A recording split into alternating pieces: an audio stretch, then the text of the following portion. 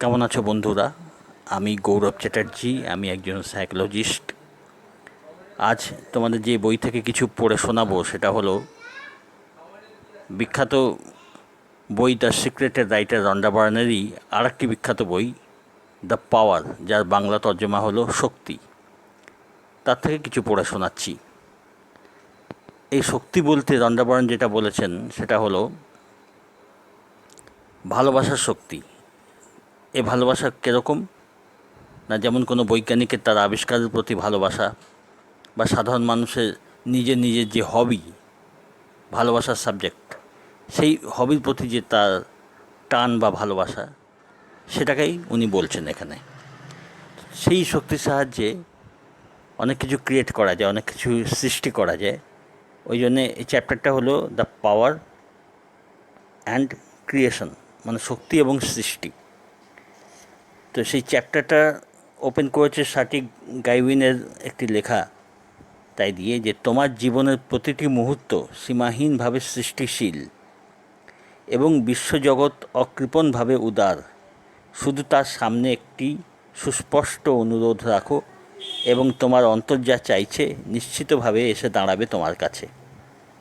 এই অধ্যায়ে তুমি শিখবে অর্থের জন্য, স্বাস্থ্যের জন্য, বৃত্তি, ব্যবসা, মানে এটা বলছেন যে তোমার জীবনের প্রতিটি মুহূর্ত সীমাহীনভাবে সৃষ্টিশীল, মানে প্রত্যেকটা মুহূর্তেই নতুন ক্রিয়েশন হতে পারে, সৃষ্টি হতে পারে, এবং বিশ্বজগৎ অকৃপণভাবে মানুষকে সাহায্য করে। শুধু তার কাছে, সেই বিরাট শক্তির কাছে তুমি যা চাও, আকাঙ্ক্ষা পরিষ্কারভাবে জানাও। এটি বক্তব্য এনার বলার উদ্দেশ্য। তাই তো বলছে যে এতে কি শেখা যাবে না, অর্থের জন্য, স্বাস্থ্যের জন্য, বৃত্তি, ব্যবসা এবং সম্পর্কের জন্য ভালোবাসার প্রবাহকে সাজানো কত সহজ। এই জ্ঞানের মাধ্যমে তুমি তোমার জীবনকে বদলে ফেলতে সমর্থ হবে।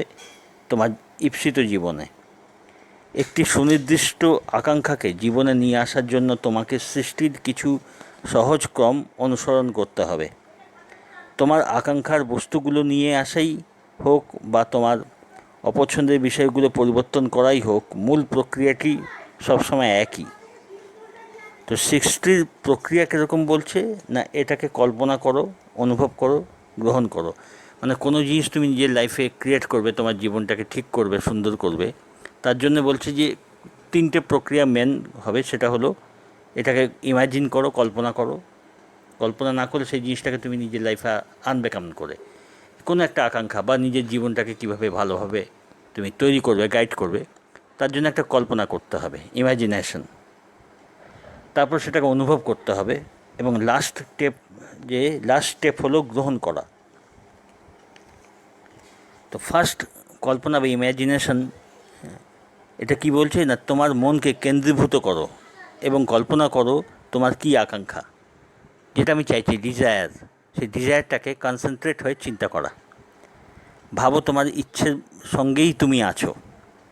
কল্পনা করো তোমার সেই ইচ্ছে, সেই অনুযায়ী তুমি কাজ করছো। কল্পনা করো তোমার ঈপ্সিত বস্তু তুমি পেয়ে গিয়েছো। মানে যখন ইমাজিন করতে হবে নিজের আকাঙ্ক্ষাকে, তখন তার সাথে একেবারে মিশে যেতে হবে, বলার উদ্দেশ্য তাই।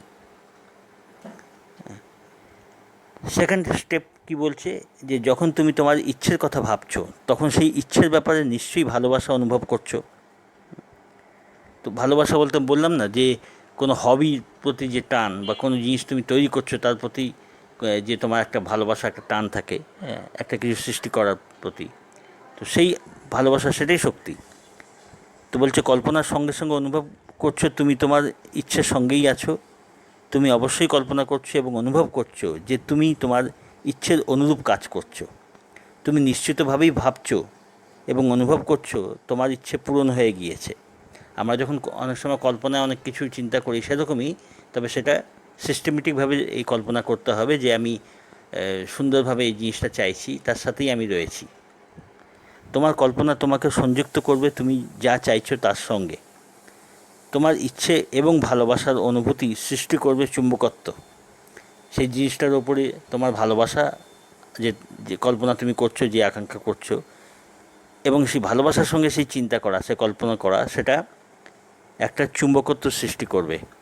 সেই আকর্ষক শক্তি তোমাকে তোমার ইচ্ছাকে টেনে আনবে তোমার কাছে, মানে আকাঙ্ক্ষার জিনিসটাকে নিজের কাছে টেনে আনবে। সৃষ্টির প্রক্রিয়া তোমার কাজটুকু তখনই সম্পন্ন হবে, তখনই জিনিসটা আমাদের কাছে আসবে। তো ফার্স্ট জিনিস হলো কল্পনা করা, ইমাজিন করা।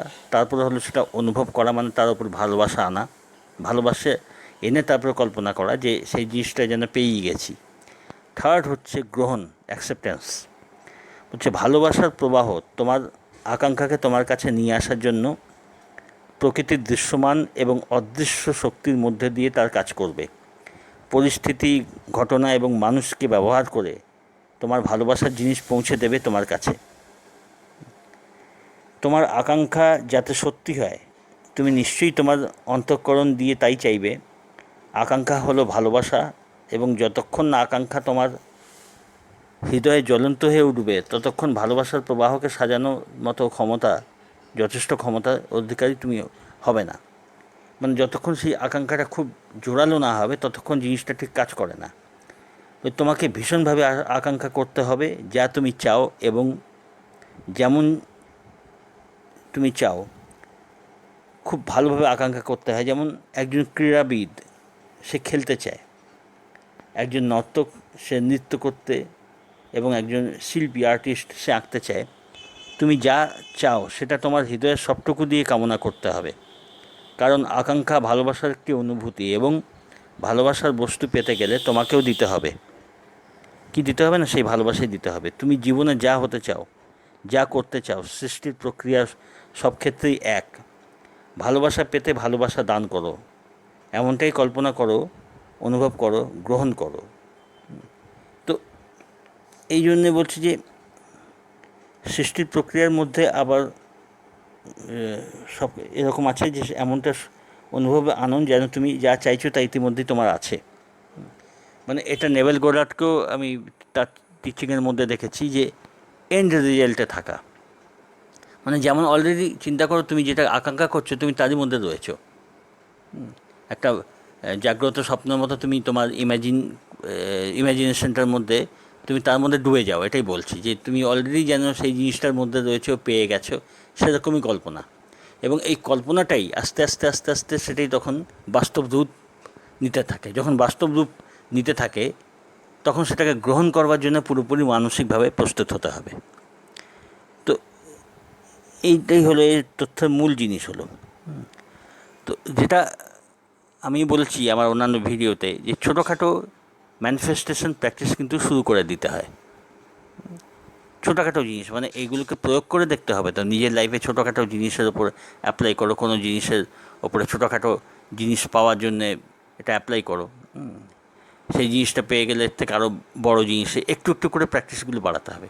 এই একটু একটু প্র্যাকটিসই আস্তে আস্তে বড়ো প্র্যাকটিসের দিকে নিয়ে যায়। তো তোমরা অল্প করে একটু করে প্র্যাকটিস শুরু করো, এবং তারপর যেমন রেজাল্ট হবে জানিও, কারণ এগুলো প্রয়োগ করে দেখার জিনিস।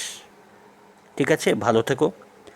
আর একটা জিনিস, যে নিজেদের প্রোগ্রেসের জন্যে নানান সাবজেক্টের ওপরে, মানির ওপর, হেলথের ওপর, সাকসেসের ওপর, রিলেশনশিপের ওপর অ্যাফার্মেশন অডিও রিপ্রোগ্রামিং যেগুলো আমি তৈরি করি, যে অ্যাফার্মেশনের অডিও, এগুলো তৈরি করতে হলে আমার সঙ্গে যোগাযোগ করো। নমিনাল চার্জের বিনিময়ে এগুলো আমি তৈরি করে থাকি, এবং এগুলো শুনলে আস্তে আস্তে মাইন্ড রিপ্রোগ্রাম হয়, আর সেই সব জিনিসে মানুষ খুব তাড়াতাড়ি উপকার বুঝতে থাকে। ঠিক আছে, ভালো থেকো, সঙ্গে থেকো।